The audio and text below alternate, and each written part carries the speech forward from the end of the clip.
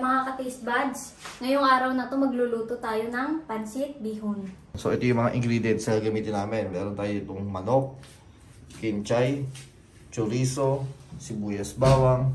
Ito yung mga panahog na hipon. At syempre meron din tayong gulay dito. Ito yung mga pinaghalo-halo na meron yung repolyo, beans, carrot. Syempre meron tayong oyster sauce dito. So gamit din tayo dito ng ano. Yan, dito natin luluto. Ito maglalagay na tayo ng mantika.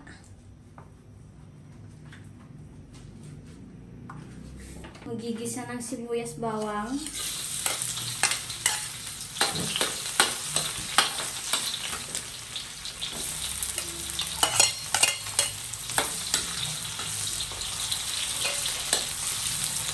So, isasabay na natin yung chorizo.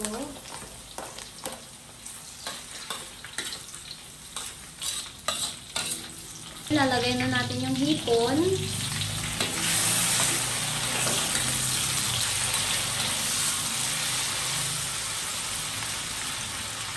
O, ilalagay na rin natin yung manok.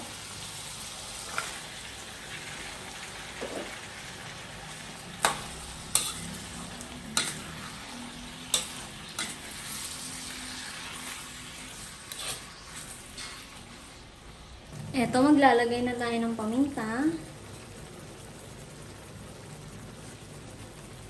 Tapos, oyster sauce.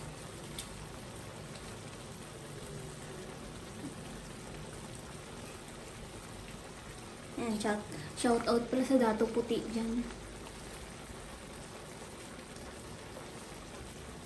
Ito, maghahalo na tayo.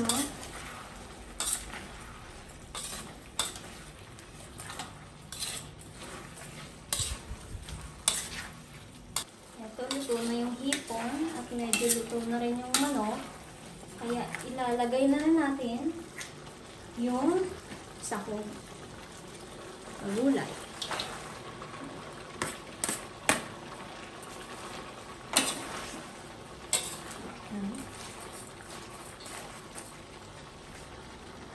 Lalagay na rin natin yung kinchay.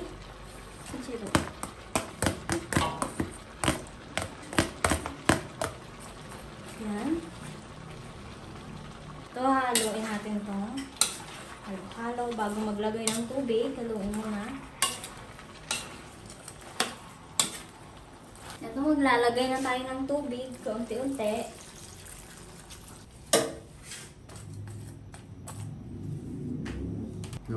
Kaya konti muna nilagay natin na tubig kasi hayaan muna natin maluto yung mga sahog.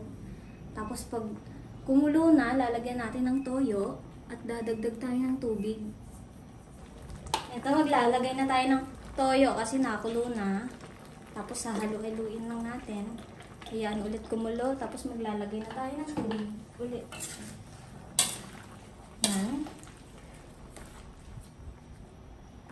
Ito, nakulo na siya ulit, kaya magdadagdag na tayo ng tubig. Yung sakto lang sa lulutuin yung pansit bihon para hindi mabasa. Hayaan mo na kumulo, tapos ilalagay na natin pagkatapos yung pansit bihon. Ito, hindi na ako maglalagay ng cubes. Ito na lang. Ito. Liquid seasoning. Ito. Halo-haluin. At tapos nakulo na yan, kaya lalagay na natin yung bihon. Ito, lalagay na natin to.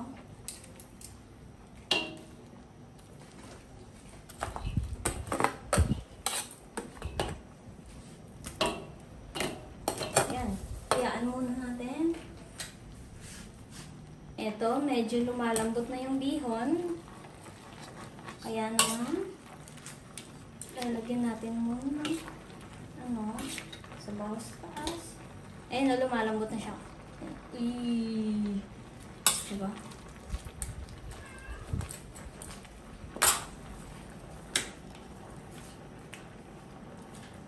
Ito, lumalambot na siya.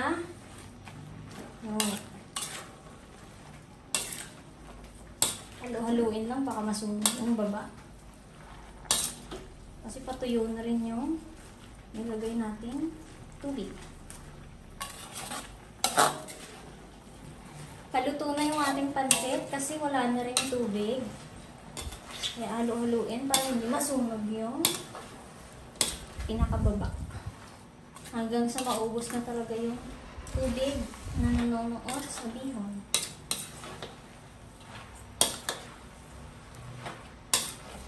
Kung gusto niyo may sabaw bihon niya, kayo bahala. Eto, luto na siya. Kaya eto, titikman na natin yung niluto ko.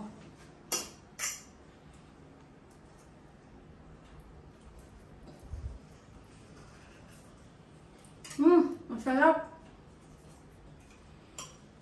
Kaya kung gusto niyo rin ng style ng pagluluto ko, mag-subscribe na kayo.